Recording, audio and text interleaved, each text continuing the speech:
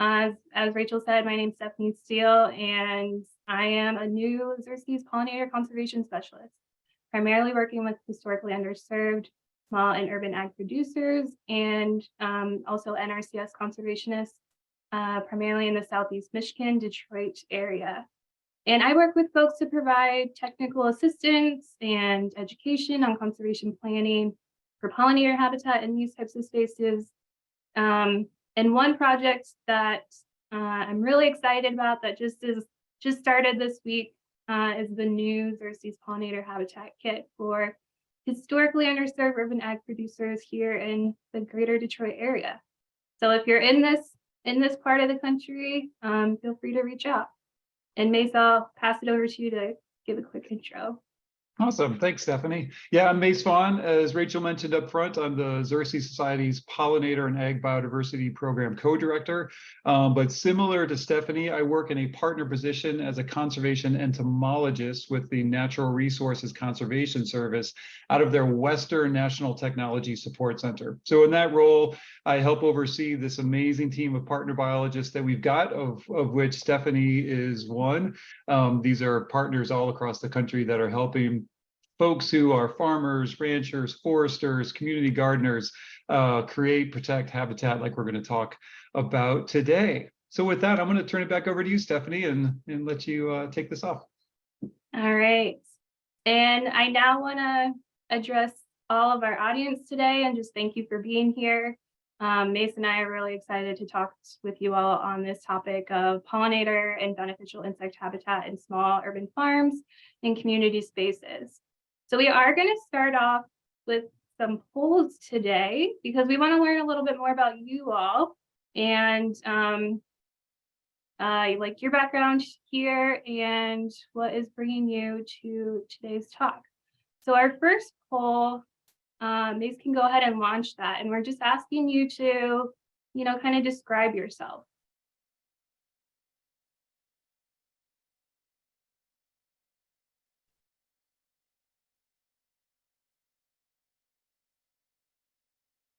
All right, we got folks coming in with responses.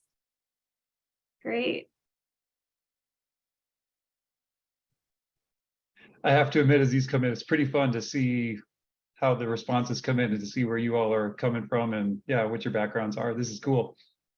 Yeah, very exciting. And we have, most folks have responded now. We can go ahead and share these results. And we see that folks are coming from a wide range of backgrounds. Looks like most people describe themselves as community gardeners, master gardeners, community activists. Great. All right, awesome. We have another question for you all on, how much do you know about habitat?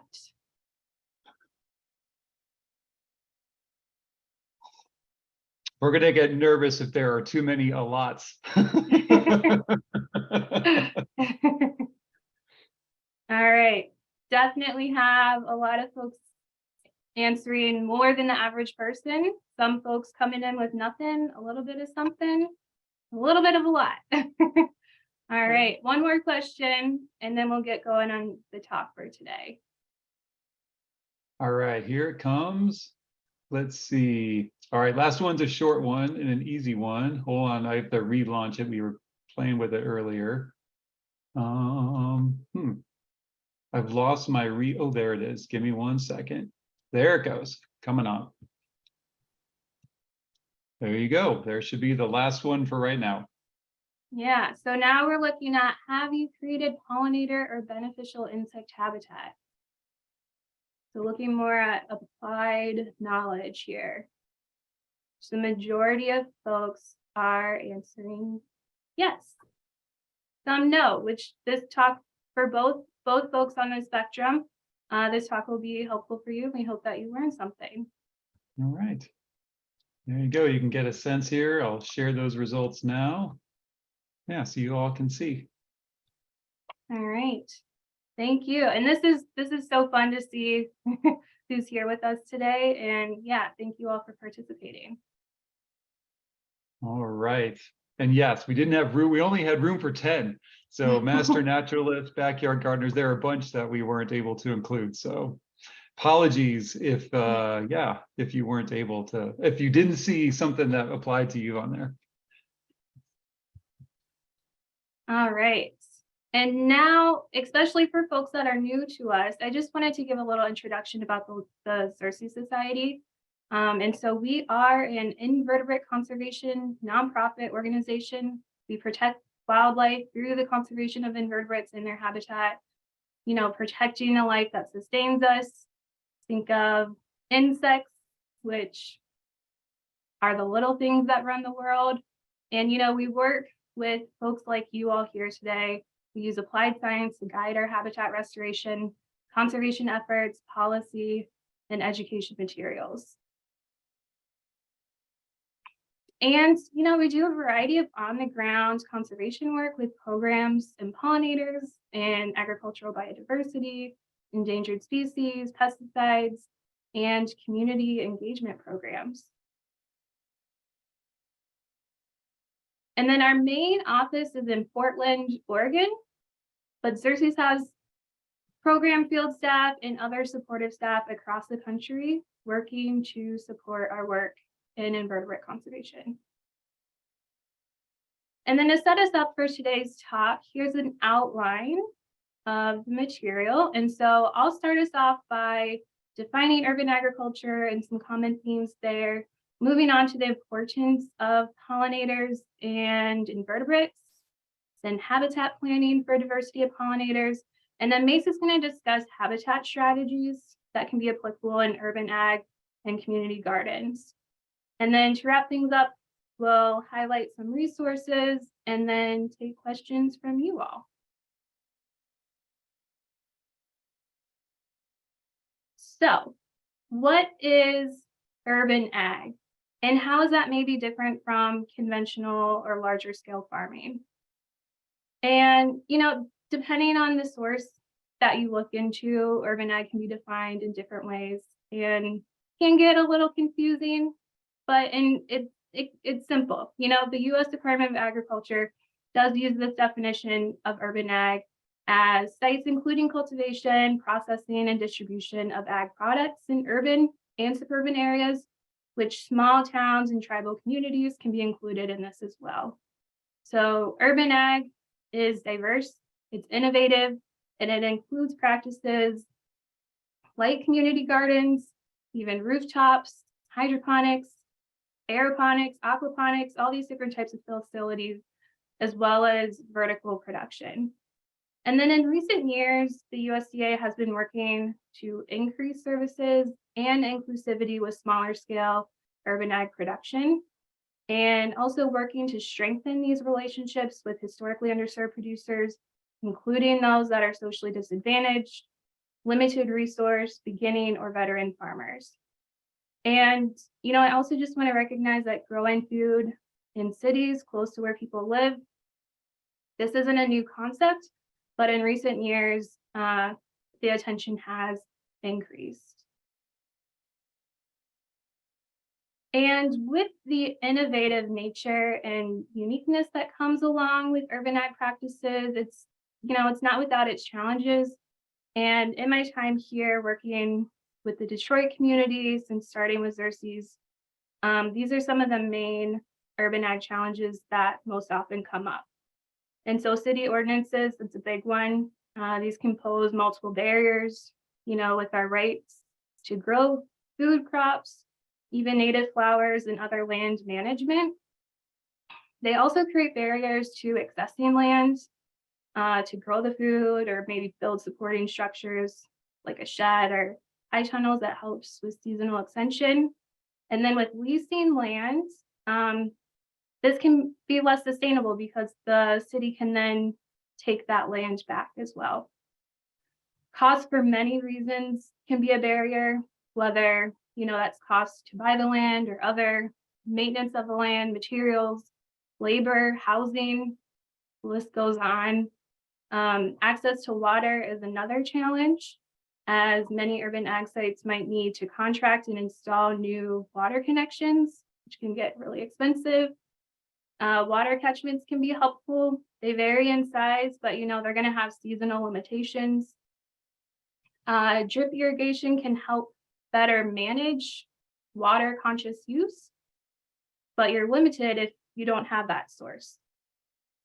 So with these modified urban lands, poor stormwater management can lead to flooding. And then also looking at some of these urban soils, those come, sure, a lot of with many challenges in itself too. And first mentioning that, it's important to know the site's history. And this will help you better understand possible contaminants that, whether it's heavy metals or maybe foundations or other materials that were left on site and then buried. So important to know those things. And, depending on soil tests or desired land use, some level of soil remediation will likely need to be done, which can also be very costly and labor intensive. And then just because, heavy metals soil contamination is such an important topic, I did want to stay on this for a moment. And so heavy metals such as lead pose health risks, especially to children. And I will preface this in saying that, I'm still learning and I'm not an expert by any means in this topic, but I want to recommend and refer you to resources, like this Know Before You Grow guide that the EPA created. They also have other resources as well. Your local extension service office can be another great resource for information as well as the soil tests themselves. And as I mentioned, you really want to be sure to know your site's history. You can review city records or speak with the community even to better help you understand past or current land use. This is particularly important if the site is high risk, such as former construction sites or laundromats, or maybe what kind of dumping has gone on there, because these might not be good options for gardens. Testing your soils, as I mentioned, extension services can be really helpful with that, and they can also do nutrient level testing too. You want to take precautions, and so if they come back with high levels, you can remove some of these contaminated soils and replace them with clean. You could build raised beds with liners, mulch paths, wear gloves, wash the produce. But in some cases, you might need to reevaluate if growing food on that site is the best option. And so we've talked about some of the challenges, but now I'd love to highlight some of the benefits and unique opportunities that are presented within urban ag. And so we do have another poll that Mace will launch so we can learn more about your values within these practices. And so food sovereignty and food security are driving goals for these communities. And this allows producers to grow crops that are culturally significant to them as well. Health benefits from, the nutrient-dense food that's consumed in these spaces, as well as mind and body wellness that comes from spending time in the outdoors, also with community building. I keep saying this, the same word. I really think that this is one of the top benefits, as well as education and resource sharing. Economic development is another benefit that can come. And then the nature of these spaces, also inherently helps with turning, often vacant, blighted land into beautiful, useful spaces, which in turn studies have shown can reduce both dumping and crime. There's also ecological benefits and opportunities, including reducing carbon footprints of the food that we're consuming, reduced urban heat island effects, improved stormwater management, and increased habitat and connectivity for wildlife through increased diversity of vegetation. So let's take a look at this poll and see what you all are saying. So it And looks Stephanie, I like, just wanted to acknowledge real quick that we meant for it to be so people could answer at least up to 2 or 3, and it looks like we only were able to have 1. So sorry about that oh, for folks, but is this put down your top of these issues? Yeah, which is your top? That'll be great. Sorry about that. yeah, thank you. Yeah, so looking for your uh, top of one of these issues that's most important to you. All right, and it looks like we're seeing a lot of folks saying food sovereignty and security, the health benefits, community building, and education.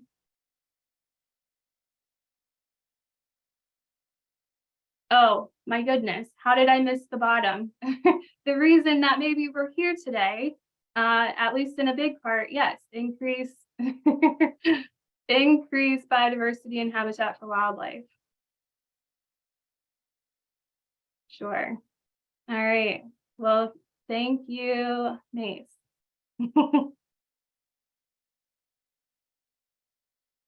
Yeah, and then, okay. So moving on. Oh,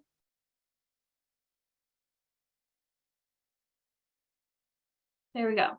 Moving on. So as I mentioned in doing that, community kept coming up. And again, I think that's because community building and education is a really valuable resource and component of urban ag.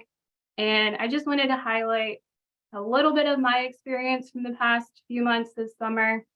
Here we see different farm education opportunities varying from local on-farm workshops, summer youth internships, tours, and then yes, the main theme of today's talk, expanding pollinator habitat opportunities.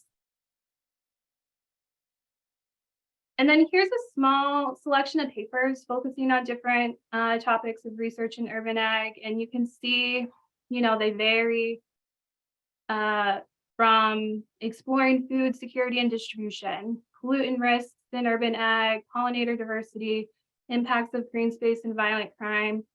And then this comment article, this one here I thought was interesting, and I wanted to include it just because it talks about the balance of urban conservation and addressing the importance of working and communicating with the community members that would be directly impacted from this work being done in their space.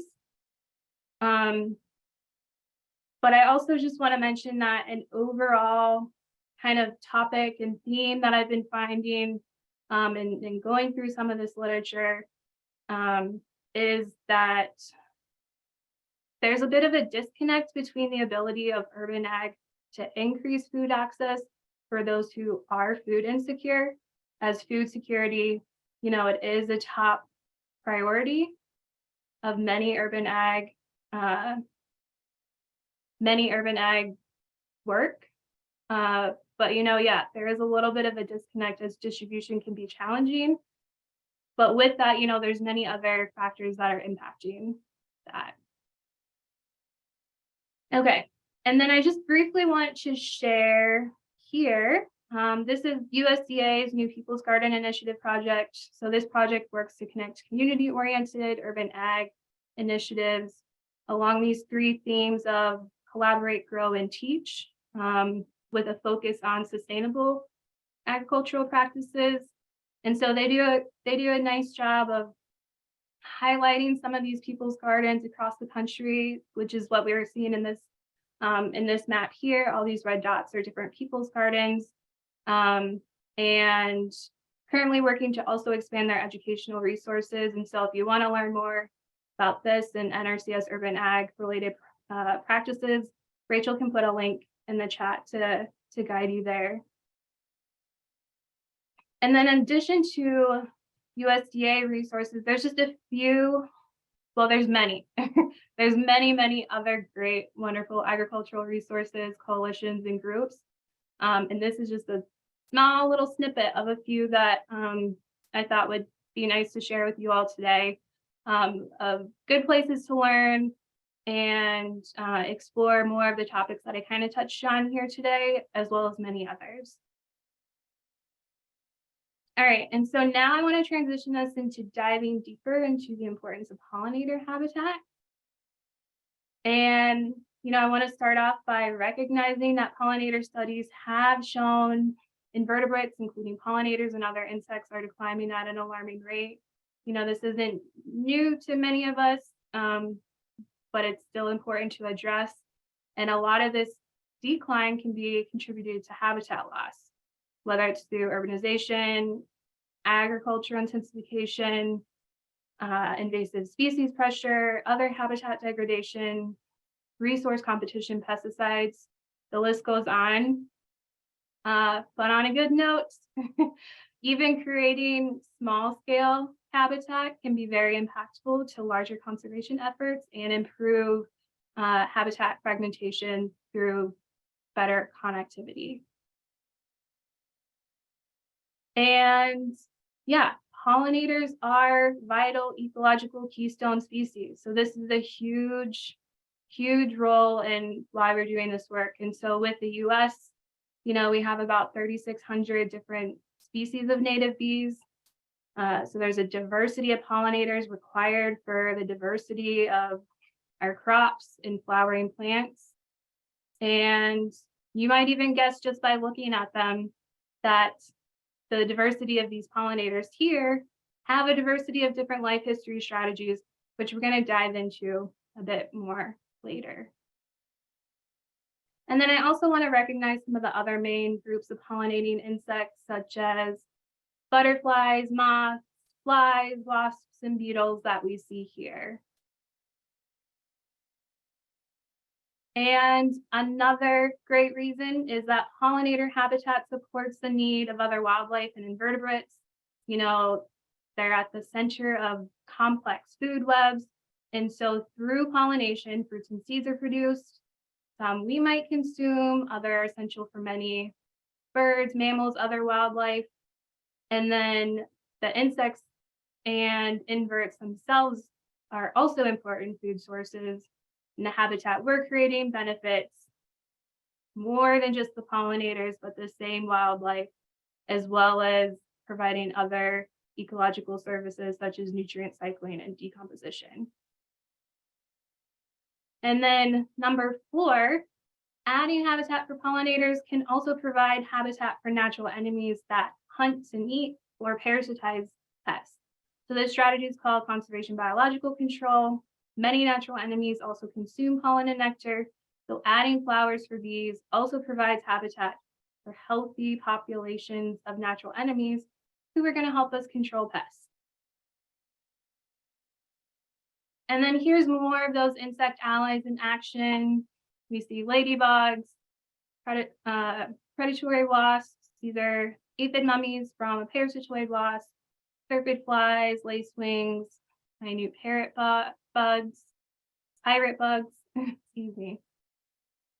And I want to stay on this topic just for another moment because, I recognize that folks often have negative stigma against some of these wasps. And just to emphasize again that, yes, they are beneficial predators. With this wasp on the left, she's aiding in natural pest control of these crop pests, potato beetles. If you look closely in the bottom left corner of your screen.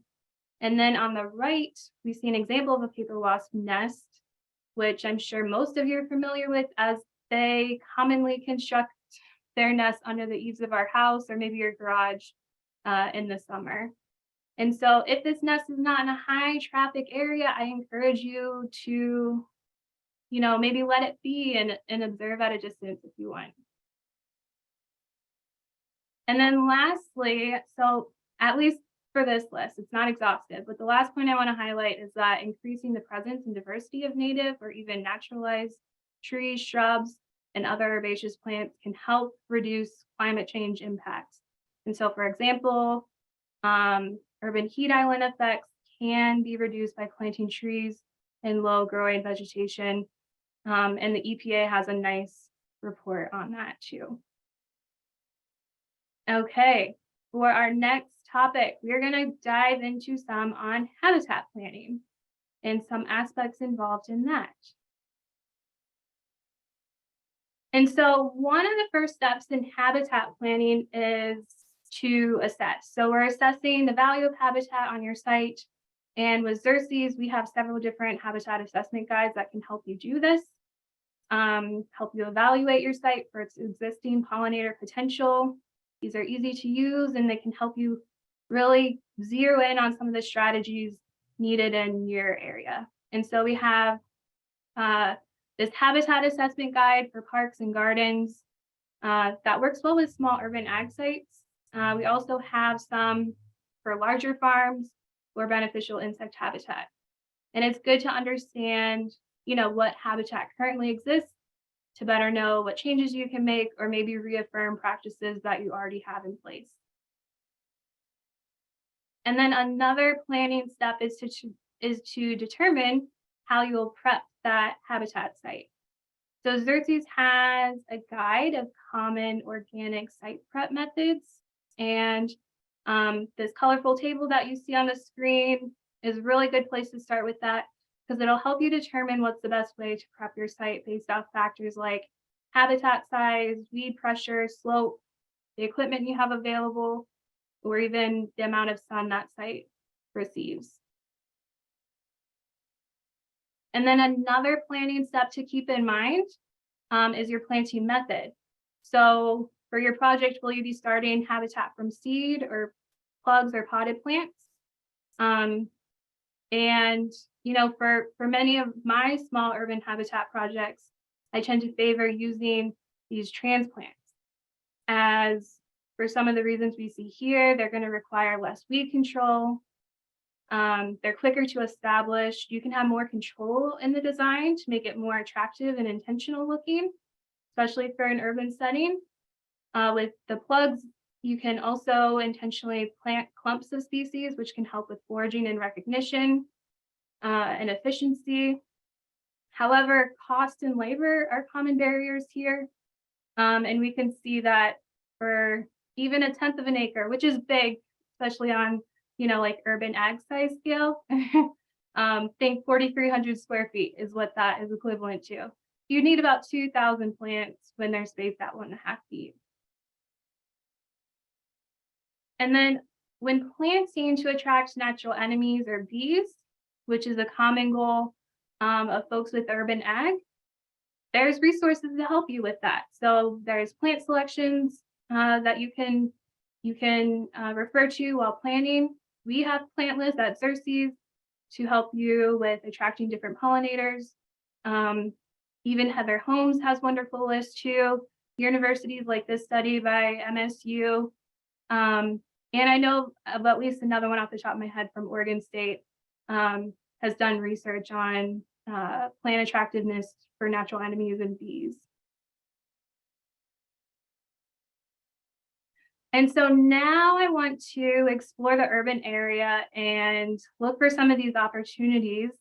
As I'm sure many of you know, with being here today, there are lots of unique opportunities to create habitat for pollinators and wildlife and increase connectivity in our urban environments. And so sidewalk strips, yards, or lots, side lots that maybe you're using, or that's where your farm is located, or your garden, those can all be great, help with connectivity. But do keep in mind, at least just a couple of tips I have when planting closer to the sidewalk. Those might be more subject to drought or pollutants. And with urban areas, we're going to have a greater percentage of impervious surfaces. And so that's another barrier, right? Impervious surfaces could be removed, and there are some tax incentives to help with this too. But it's also costly, very costly, and involves contractors. You could also build and construct containers to put on top of these impervious surfaces. But that again comes with some challenges. Native plants especially have extensive root systems, and so in containers they're going to be limited by that and more susceptible to the environment. same considerations to some extent go to crop plants that you'd be growing in these as well. Another tip, maybe like look into your local city ordinances and regulations, because these can impact your plantings or agricultural practices. So you want to be aware of those to avoid citations. You could also make active steps and talk with your city council to improve legislation. Creating cues to care by installing signage or rock and wooden borders around the planting to also help signify to your community that the habitat serves a purpose. And those borders can be habitat as well. And then I like to use this image as an example. It's not an urban farm, but it shows a similar kind of intensity and diversity that we often see. And it helps us to identify different habitats in these spaces that expand beyond planting wildflowers. Whether it's a snag or these hedgerows or these pollinator plantings within the crop fields or along the border. It also helps us to identify other habitat strategies like brush piles and rock piles that can be great for all sorts of wildlife too. And then we've talked about habitat planning and to some degree about needs of habitat, but there's three main habitat elements that I want to highlight here in the planning process. And so first, providing food. So pollen, nectar, host material, all very important. Second, providing protected nesting and overwintering sites, both above and below ground. This is really important, especially in urban areas. And then three, protection and mitigation from pesticides. So, we're keeping in mind the full life cycle of the bee or other pollinators and insects. And for bees in particular, for example, they don't spend the majority of their life as the adults we see actively flying, but instead they're in some phase of development or diapause in their nest cell. And to provide the best habitat, we need to consider, again, the life history of these insects. And so with native bees, it's important to recognize that, for one, most of them are solitary and that they're going to have one of these three nesting strategies in general. So about 70% of them are nesting in the ground, about 30% in stems or wood, and then about 1% are social nesters like these bumblebees that often nest in unoccupied rodent burrows. And here's some tips for protecting ground nesting sites for the majority of our bees. So when you can, try and reduce and avoid tillage or other heavy ground disturbance. Have areas free of plastic or heavy mulch. And these aggregations that we see in this bottom picture, so remember, these solitary bees aren't aggressive, and so they won't defend their nest. So this shouldn't be of concern to you. It should actually be really fun and exciting to get to observe that. And then the other large majority of our solitary bees nest in dead wood or hollow or pithy stems. And so you can plant species that have this type of stem, like Echinacea goldenrod, Joe Pyeweed, cup plant, bee balm, asters, or shrubs like Spirea rubus, sumac, or elderberry. There's lots of others, but Xerces, we also have this nice guide. It's within our nesting and overwintering publication that kind of walks you through pruning some of those plants. And then, of course, also including some dead wood. And then lastly, I just want to, I want to highlight this one study and recognize that, yes, different research has been done in urban environments, particularly studying bees. And so this study was done in Southeast Michigan, highlighting the results across their farm and garden sites.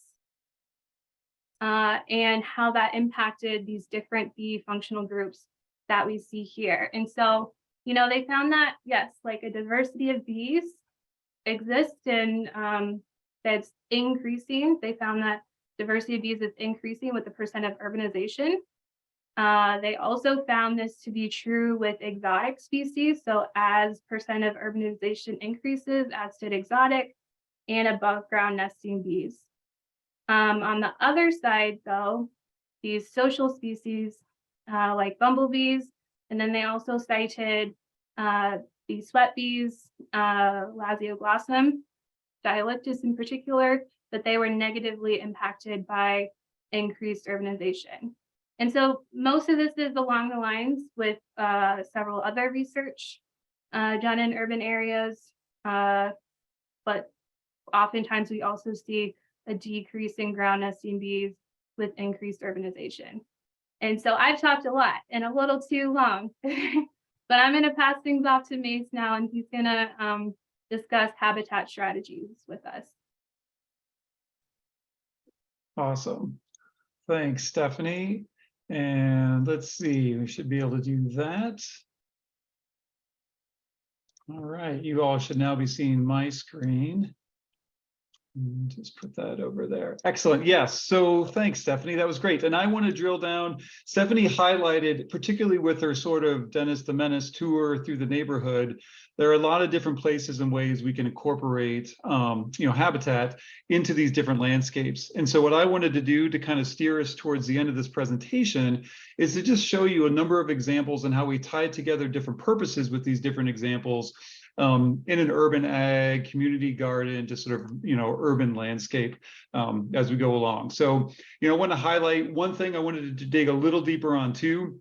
As we're thinking about all of these different practices I'm going to talk about, we think a lot about plant selection. I'm sure you all do too with your garden design and with the different plantings that many of you have done. So there's a focus on, we typically focus on native perennial plants just because they tend to have a greater benefit for a wider diversity of animals, of different pollinators. But that's not to say in an urban landscape, I'm going to discriminate against some, little cosmos or things like that there. I think some of these non-native plants actually can be easy to get in there, and we'll talk a little bit more about them. But we tend to focus more on getting, diverse native habitat on the ground. It's nice to think about locally adapted species that are matched to your site conditions. They can cope with the dry or the wet, for example, which we'll talk about. Stephanie's slide from Michigan State University showing that diversity of plants and the range of bloom moving across time. So that, of course, is important to think about in a diversity of flower shape, color, different families of flowers, and really focusing in on plant species that have a high pollinator value, so they're really productive of nectar, pollen, nesting resources, potentially, etc. We think about butterfly host plants. We think about harvestable products. I mean, we are growing gardens here. We're going to end on that actually at the end. Thinking about culturally significant plants and incorporating those into your plantings. And then, of course, availability and cost, all these factors come to play as we think about these different habitat plantings. So obviously, perhaps the most obvious example that, at least, when I came to this work 22 years ago, was thinking about is just a typical wildflower planting, this diversity of wildflowers. They can beautify a landscape, they can hold soil, prevent it from eroding, provide all this biodiversity. And there are so many ways we can incorporate native wildflowers and wildflower diversity into our different habitat projects. They can be incorporated in a community garden, into these containers that are set up above. Maybe if there's contaminated soil, for example, we can designate some space and or whole containers to providing or being a space for native wildflowers or diverse flower-rich plants. Just corners of our gardens and farms, different places where we can just throw in a bunch of big perennials that are over time going to be low maintenance just because they're going to take up space. And then we'll just see them humming with bees. We've got a partner that we've worked with recently in New Orleans, Sankovo Community Development. They've got this fantastic community garden, and they've thought about how do they bring in pollinator plants and plants for beneficial insects on all the edges throughout their garden. So along the sidewalk and the fence on the outside, along the fence on the inside, even planting around the base of their high tunnel. These are all places where they've worked to bring native wildflowers into this space. that the community comes to grow, to learn, to really take on a lot of these community development goals we've been talking about. Xerces in our ag work, big picture, and this is very relevant, I think, for an urban ag environment. We thought a lot about just insectary strips, like how do we take a row along the field edge within a field, if it can be protected from insecticides, and just, you know, incorporate into that really densely planted and diverse, you know, wildflower plantings. In many cases, this work has involved native perennials that we can incorporate, that we get in there, and once they're well established, they're really keeping the weeds out, and they're just providing these abundant resources. They don't typically need much irrigation, or if any, just because they're native and adapted to the site. But we've also worked to get cheaper annual sort of non-native, you know, forage on the ground too, with some of the growers we've worked with. And again, putting these in strips in different places throughout farm fields. In fact, we've had one grower we worked with in New Hampshire, who in their high tunnel decided to put just a strip of, you know, kind of really inexpensive annuals that produce really, you know, really nice flowers for bees and other beneficial insects on the inside of their high tunnel, right in there, to try to pull bumblebees and other things into the high tunnel and try to serve as a transition to bring those beneficial insects in. Now, since we're talking about community gardens, urban agriculture, we think a fair amount about cover crops. I mean, these can provide a number of different services to help build soil quality, particularly getting carbon, or if you use legumes like crimson clover to get more nitrogen and nutrients in the soil. If you plant it densely enough, they can help keep weeds out. They can fallow a garden or a farm bed for either pest control or disease control, to break a disease cycle in that soil. And, you know, if you've got concerns about erosion, maybe especially over the winter, getting a nice winter cover crop in like crimson clover can really hold that soil and keep it in place. And so, you know, just a couple of examples of things we've used in the past. You know, there's crimson clover in the upper right here. We've used buckwheat as a smother crop and something to really push the weeds out and provide an abundance of flowers for pollinators when we allow it to bloom. Phacelia is just such a winner. Phacelia tanacetifolia. These are just some of the great species we've used to really hold soil, provide good cover and bees. We do a lot of work with hedgerows. So this is, take the insectary strip. When we think of an insectary strip, usually that's something herbaceous. It's more wildflower or annual flower based. But in a lot of places where we work, we'll bring in woody plants. And so to sort of hold this, well, to provide this habitat. And we find this provides a lot of different benefits besides the habitat. You know, this can include, for example, the elderberry or, you know, salmonberry, these different plants that provide stem nesting opportunities. But, you know, they can help beautify this landscape. They can provide a little harder border. They can provide privacy. They can mark boundaries, and you can design them to have maybe big shrubs if you really want to have privacy and cover, or either very large wildflowers and smaller woody plants, so that, you know, it's more marking a boundary or a line and allows for people to see over and see what's going on. So you can, by choosing different woody plants, different shrubs, you can sort of design it to kind of meet your needs. And what a great way to just grab more carbon and, I don't know, beautify the landscape and add habitat.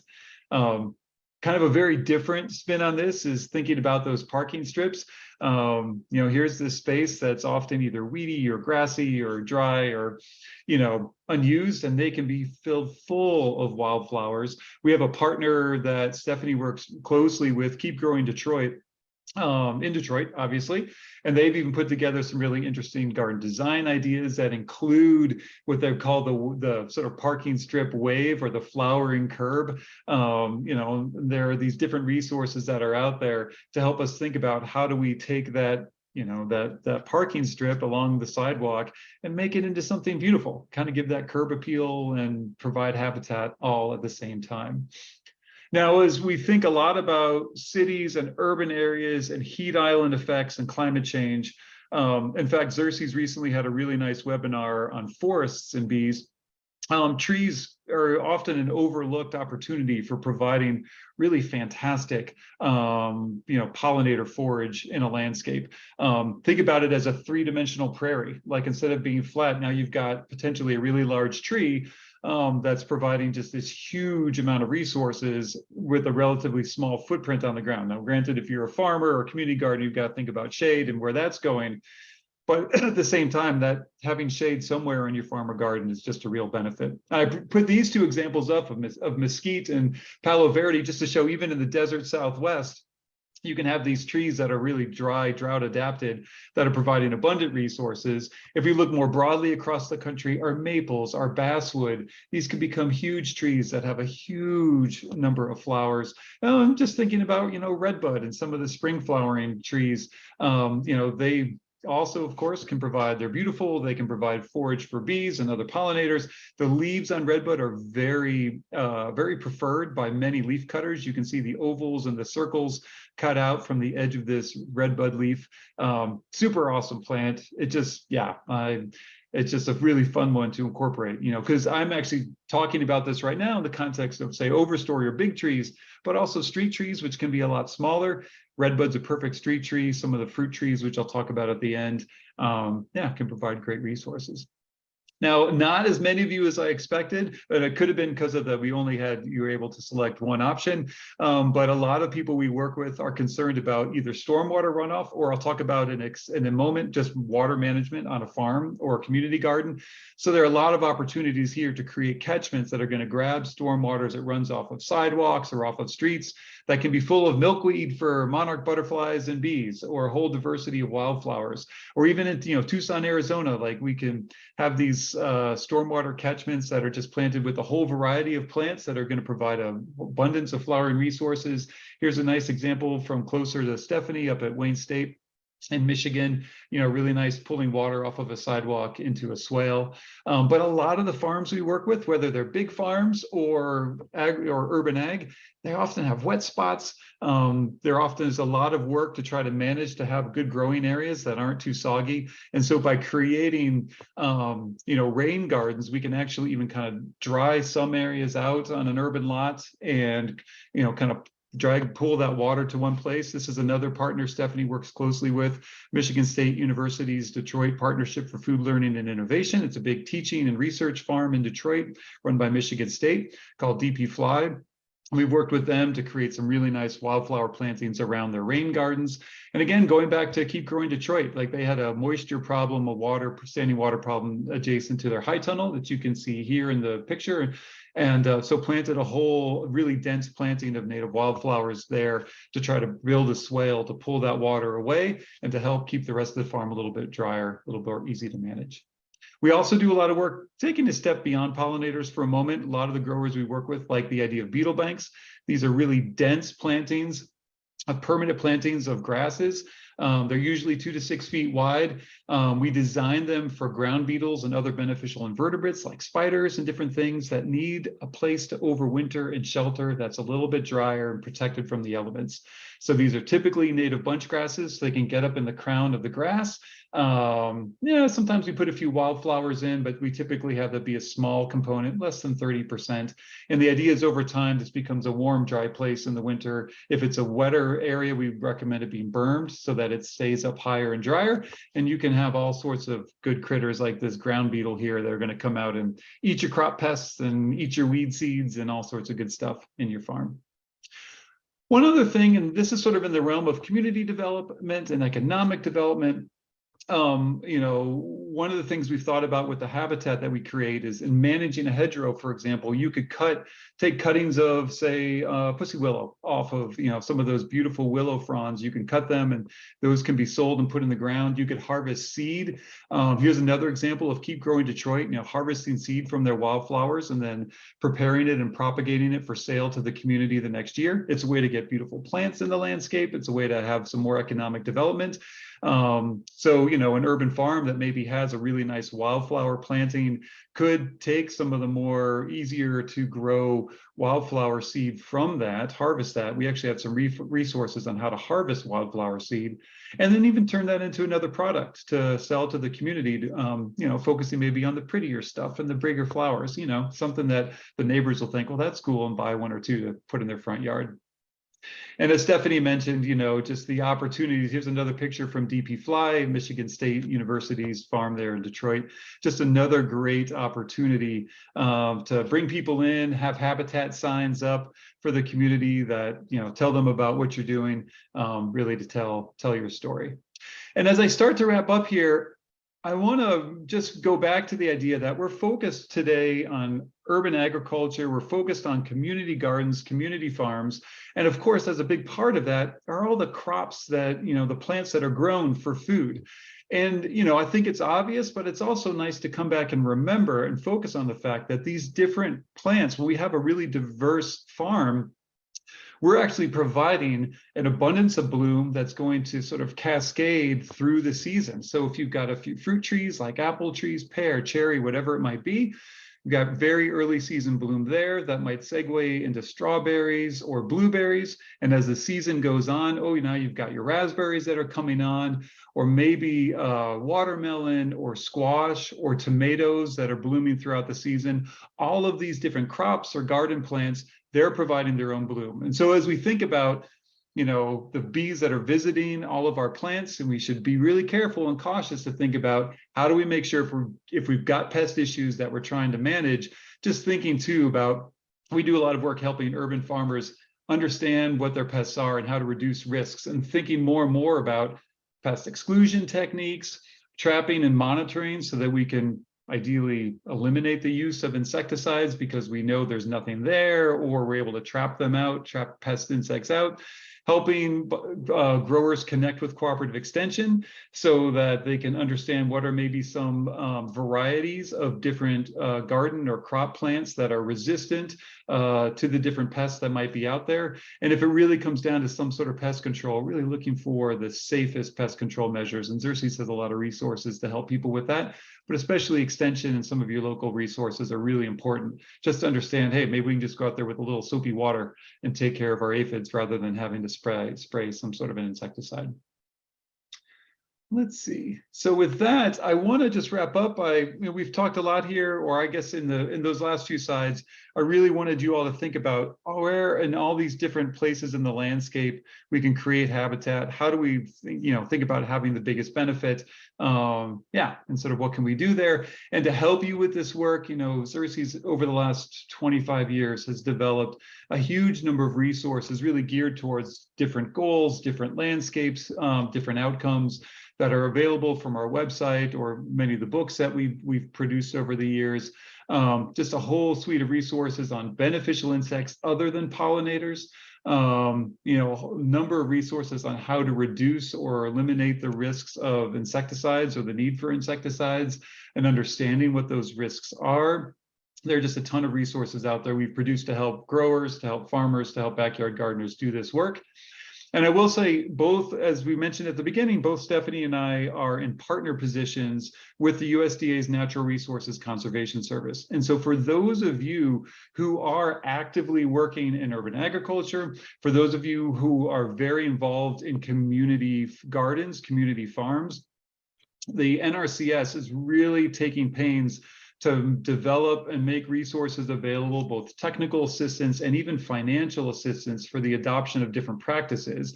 And where Stefanie and I work, part of that is those practices significantly are, how do we bring this habitat in? How do we protect habitat? How do we, add to the biodiversity of these different farms that we're working with, in urban centers all across the country, especially in a few key places, Detroit, especially Philadelphia, North in New York, New Jersey, Minnesota. Okay, I could go on. We've got staff who are working in Oakland, and it's pretty exciting. There's just a lot going on across the country right now in this realm. I will also say USDA is really making a commitment to urban ag, even beyond the Natural Resources Conservation Service. They've opened up an Office of Urban Ag and Innovative Production in the last 2 years, and are through this office really trying to help facilitate grants, technical support, a whole suite of resources that are geared towards helping increase the success and the productivity of urban agriculture all across the country. And it's been exciting actually to sort of, walk next to the NRCS and USDA as they've really tried to expand these services and this work. This office is really staffed up and providing just a lot of resources out there. And it's exciting to see. It's really exciting to see that commitment and that commitment being implemented. So with that, I just want to say a quick thank you, and then we'll move to questions. Really want to send an appreciation out to all of our Xerces Society members. There are tens of thousands of you who support our work, and really, really, really appreciate that. And as I mentioned, the work, the presentation today and the work that Stefanie and I do, is significantly funded by the NRCS. And that partnership, this is an 18-year partnership now between Xerces and NRCS. And it's just super exciting for us to be able to continue to support them as they make some really meaningful movements towards doing better and more work, particularly around biodiversity and urban ag. So with that, why don't we spend some time here answering questions? And thanks so much for participating today. It's so great to see all of you here. Thank you, Mace, and thank you, Stefanie. I just want to address a couple people have asked about the links in the chat. If you click on those, they should open up in your browser.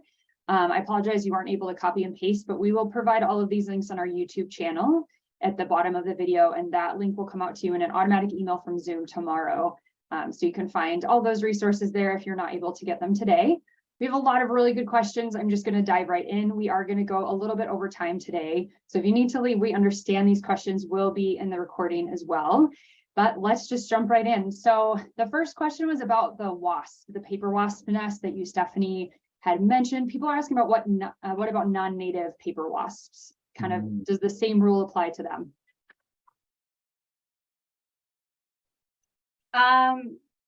So the European paper wasps are also still really great beneficial insects and good predators of a lot of our common crop pests, and can still be very beneficial.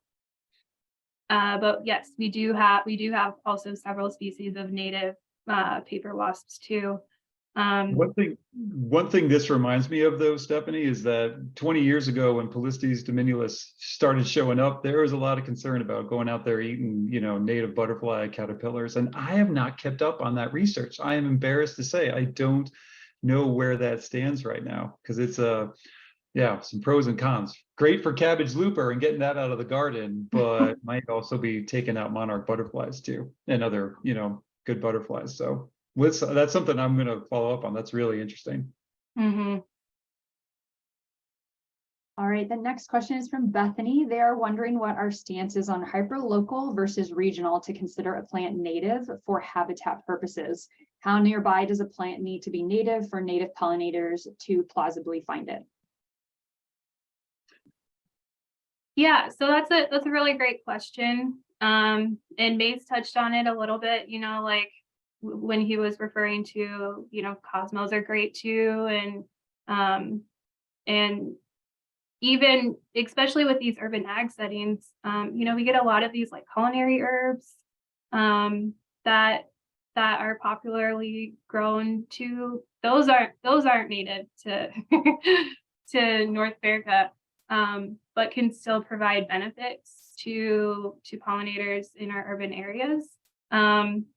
If you're wanting to provide like the best resources for the native species in your area, you can absolutely look into there's different, like USDA has good maps of where these plants, like the native ranges of those plants, and you can use that to help guide you in your selection. I don't know, Mace, what are your thoughts? I think the only thing I would add to that is,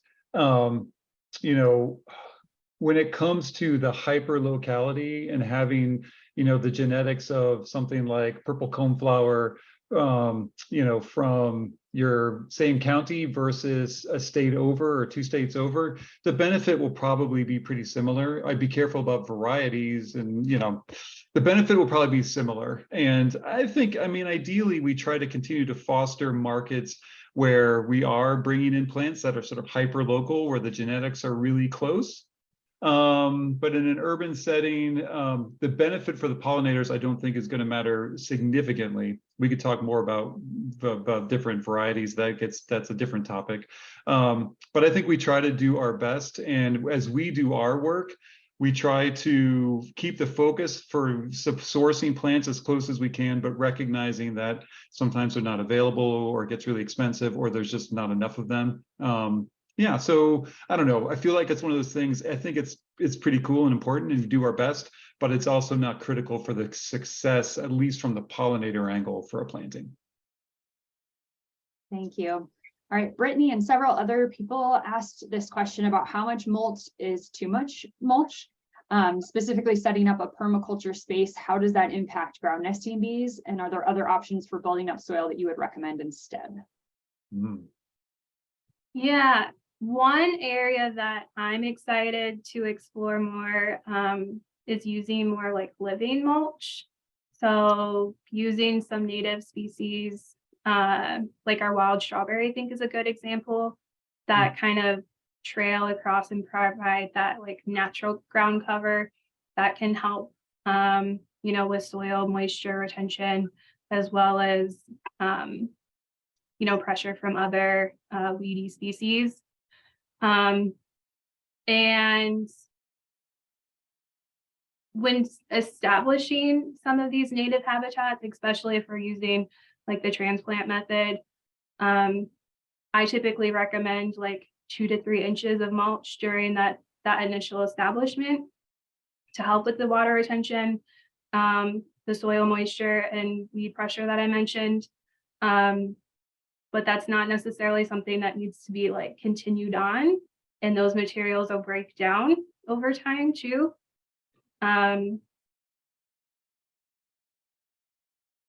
Yeah. You go first.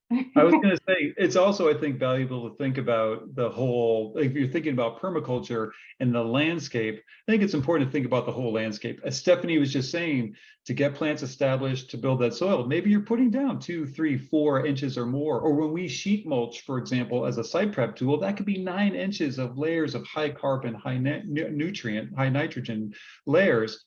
And yeah, that's not going to be really good for ground nesting bees. But if you step back and look at your whole farm or whole area, hopefully there will be those places that are drier, that are warmer, where you could have ground nesting bees. And I actually, Stefanie, I put in a bermed hedgerow with like 2 inches, 3 inches of mulch. There were no bees in it. And then after it got well established, I cleared some of the mulch to get down to the mineral soil. And it was crazy. Within like a week, I had bees nesting in these areas that I cleared out where they suddenly had access to the mineral soil. So that was pretty satisfying too, to go in and like clear off a few patches. This was burned up, so it was nice and dry. And I don't know, the bees moved right in. It was pretty interesting.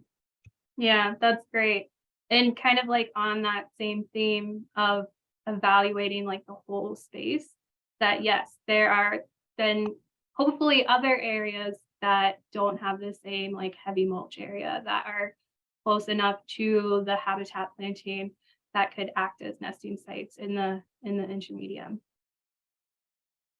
Great, thank you. So we have 2 questions about cover crop. One question, how would you recommend eliminating cover crop when you're ready to move back to your main crop?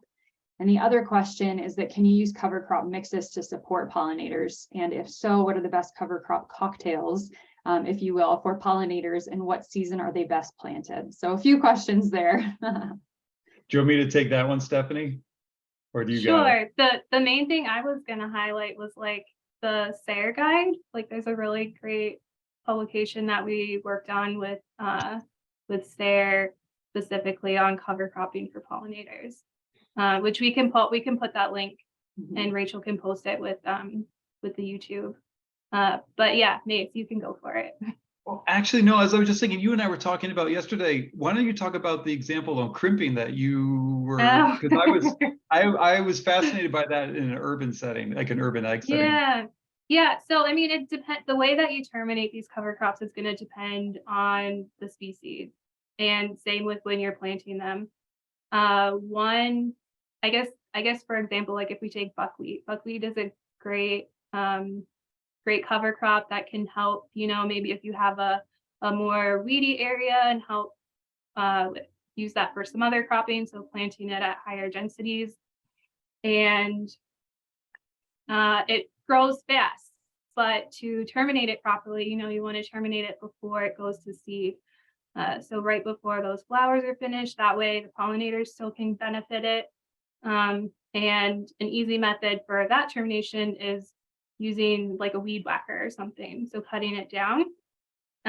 With the crimping that that Mace was referring to, we were having this discussion with with cereal rye as a cover crop. And yes, big scale ag has, you know, these fancy heavy duty machinery crimpers.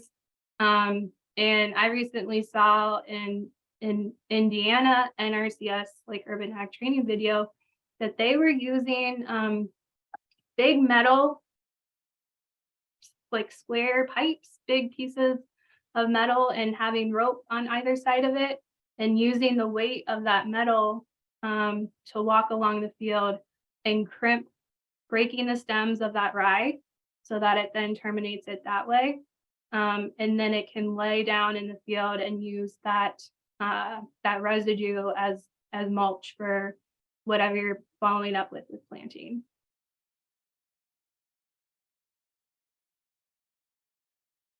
Did you want to add anything, Mace? All right. Oh, I like that. I like that. That was good. All right. So this next question, it's actually from Claire again, really good questions.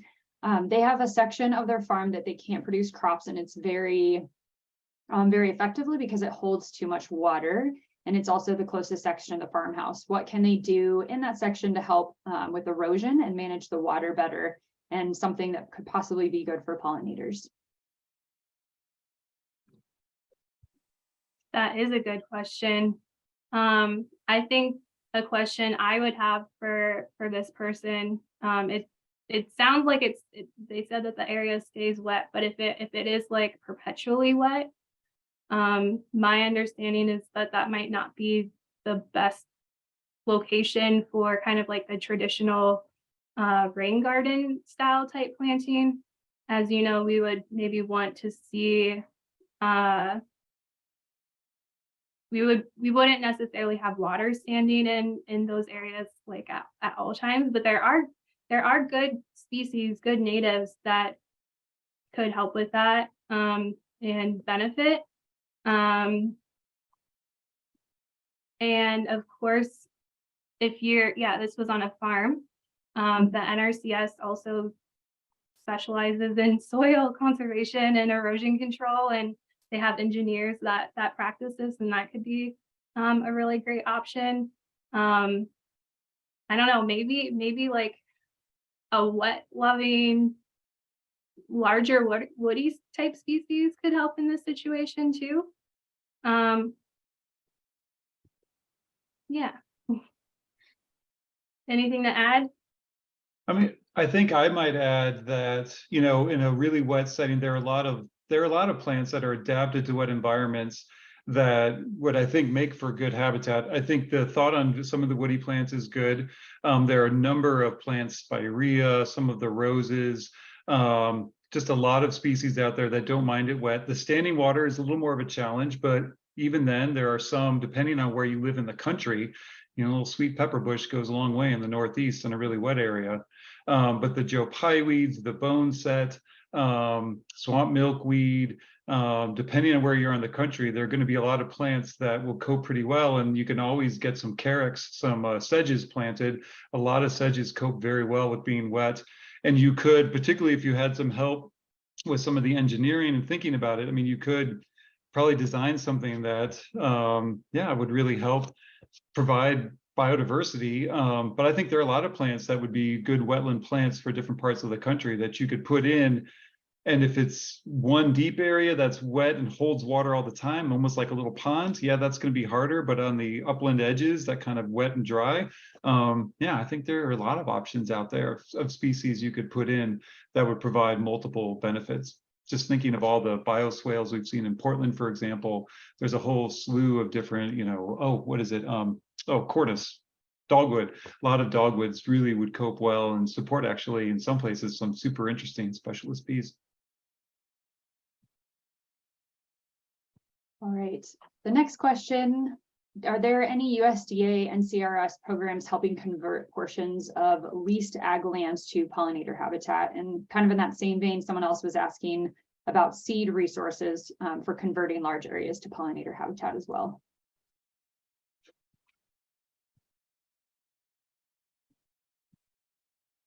Do you want to take that first?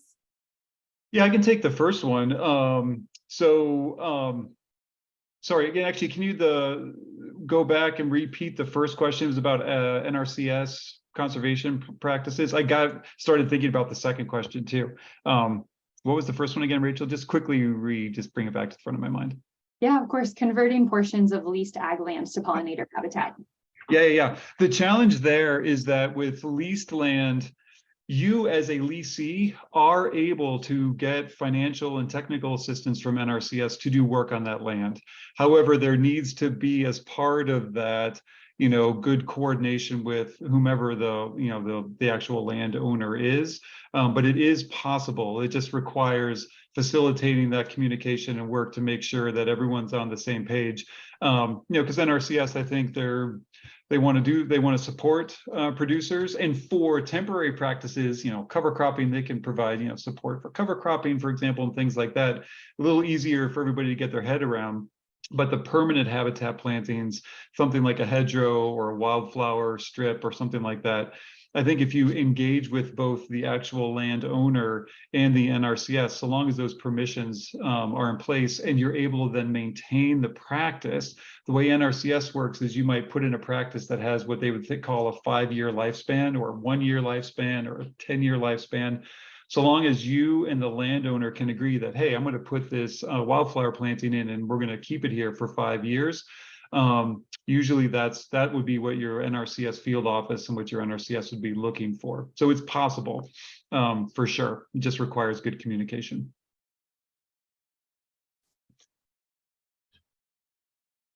And now I'm forgetting what the second part was. I'm so sorry. Yeah, exactly. They were different enough. It's fine. I had it queued. So Kathy works at a hotline and they get questions about seed sources for converting large areas to pollinator habitats. Do you have any suggestions or places to tell them to go look? Yeah, we can get a link to that for sure. Xerces has seed locator, has a seed locator resource. That sounds like would be great for this.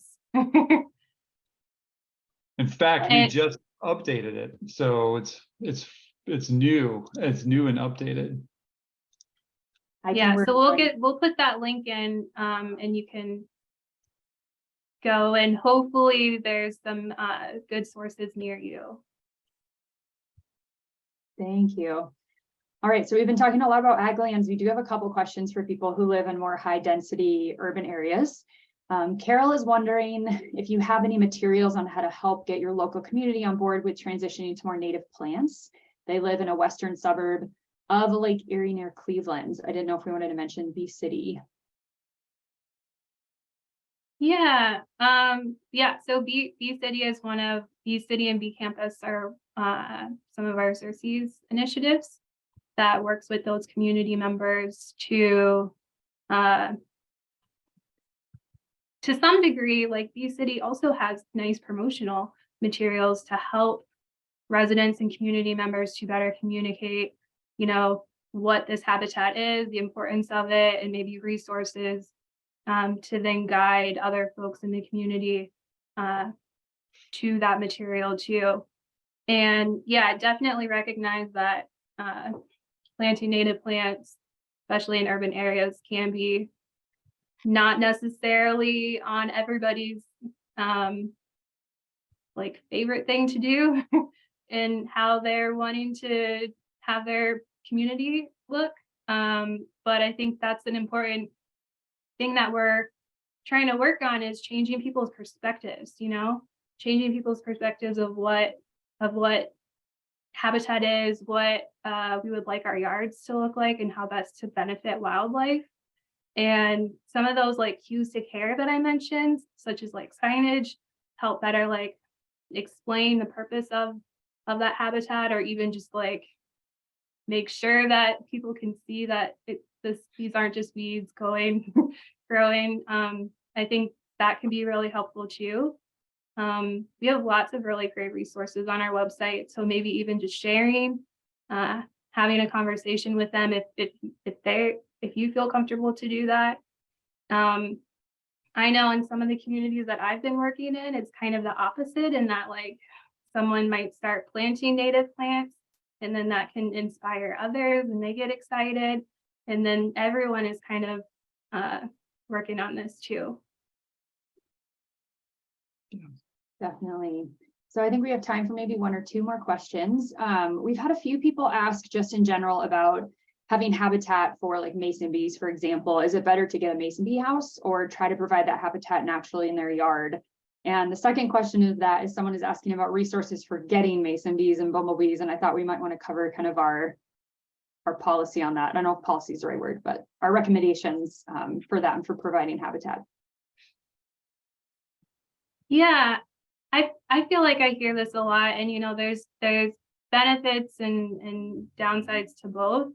A good benefit is these artificial nest structures can provide wonderful opportunities for education and increase awareness, and so they can be excellent tools for that. But then on the other side is they can be places that are then to a certain extent like artificially aggregating these species, which then can better spread disease and pests and parasites and things.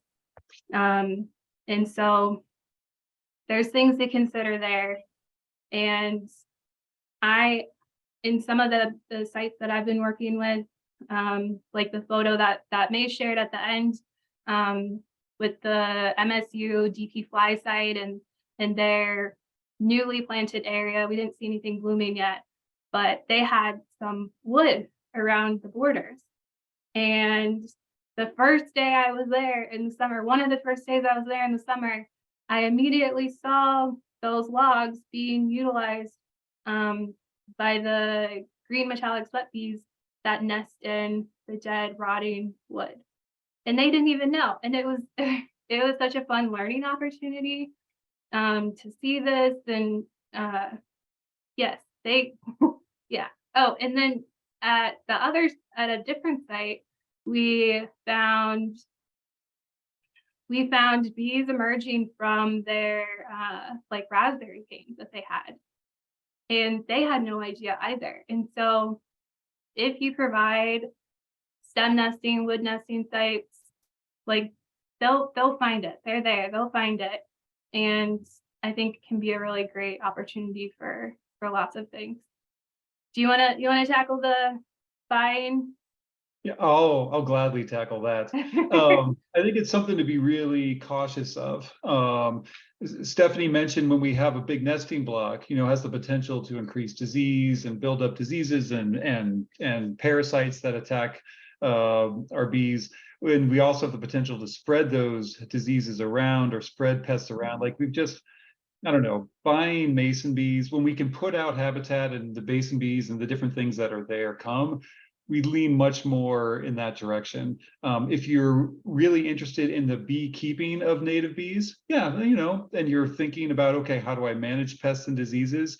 If that's the case, I would just be super cautious about getting any bees into your orchard, for example, if you're looking at mason bees, from as close as possible and trying to find reputable folks who really manage their bees well, so there's no pests and disease.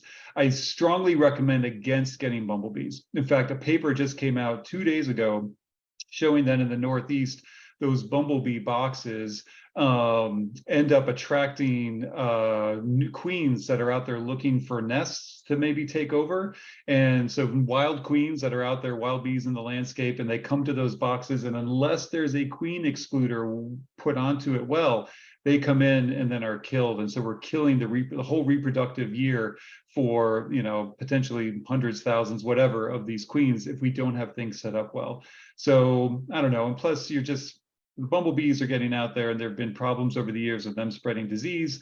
You know, it's a little better now than it was 10, 20 years ago, that the colonies you would buy would spread disease to the wild bumblebees around.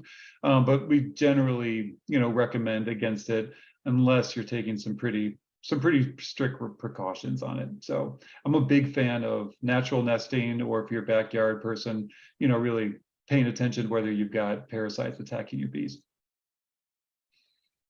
I want to add one quick thing, back to like the topic of purchasing mason bees. And with that, you can also potentially purchase leafcutter bees. And sometimes both these mason bees and leafcutter bees are not native to North America. And so that's also important to be aware of, that you might be purchasing these non-native species as well. Yeah, absolutely.